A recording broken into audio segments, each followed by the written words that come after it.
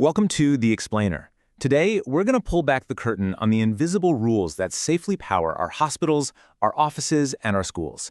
We're decoding the code that keeps the lights on.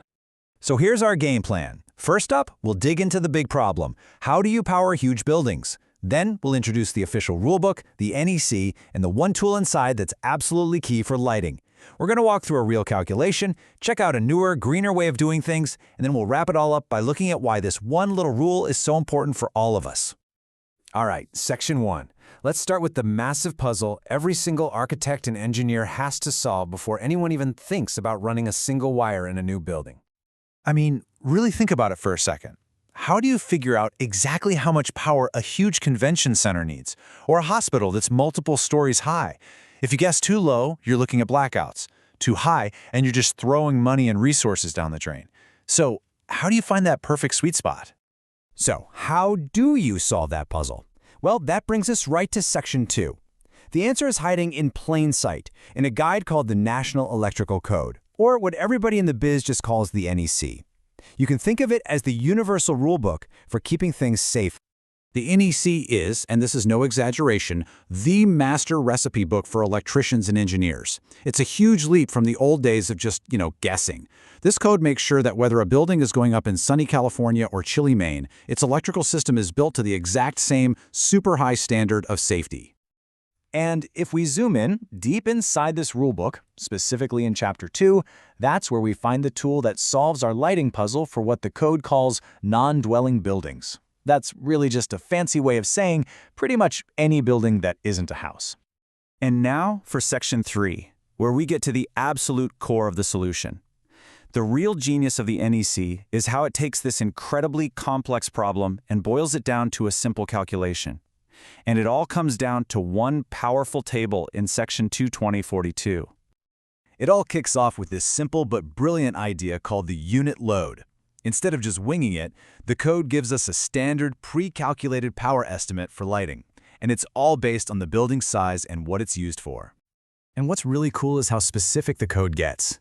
For just a normal office building, the NEC says you need a minimum of 1.3 volt amperes for every square foot. Now, a volt ampere, or VA, is basically the total electrical power the system needs to be ready to supply at any moment. And this number? It's the starting line, just for the lights. And this table right here, this is the heart of the whole system. Table 220.42a gives you these unit loads for tons of different building types. See, a hospital needs a bit more power at 1.6, and a retail store with all its display lighting needs the most on this list at 1.9 VA per square foot. It gives every single engineer a reliable place to start. Okay, let's move on to Section 4 and actually put this code to work. It's time to see how this table turns into a really simple real-world calculation. We'll just stick with our office building example to see how clean and elegant this whole thing is. It's really just a simple three-step dance. Step 1, you figure out the building's area. Let's say it's 10,000 square feet. Step 2, you look up that unit load in the table, which we already know is 1.3 for an office. And Step 3, you just multiply them. That's it.